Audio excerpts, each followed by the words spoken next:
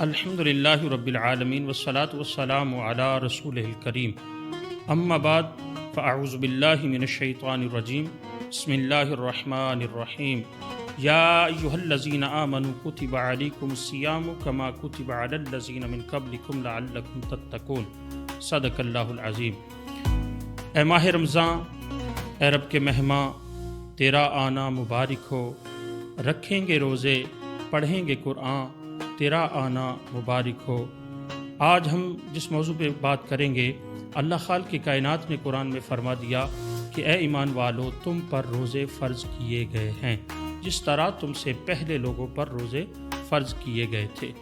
تو پتہ چلا کہ ایمان والوں کے اوپر روزے فرض ہیں۔ اب جس پہ نماز فرض ہے اس پہ روزے بھی فرض ہیں۔ اب وہ مرد ہو، بالغ ہو، عورت ہو، اور ان پہ روزے فرض کر دیے گئے ہیں۔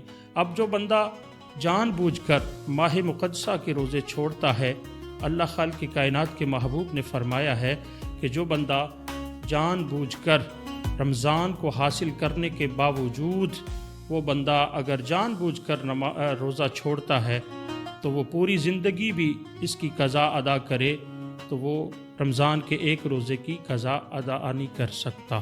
تو اس لیے ہم سب کو چاہیے کہ یہ جو مقدس مہینہ آ چکا ہے، برکتیں، رحمتیں اپنی نچھاور کر رہا ہے، قرآن کی تلاوت کریں، نمازیں پڑھیں، اللہ کو یاد کریں، اس کے محبوب مصطفیٰ پر درود و سلام کے نذرانے پیش کریں۔ انشاءاللہ اس ماہ مقدسہ کے صدقہ سے اللہ پاک ہم سب کو برکتیں عطا فرمائے گا۔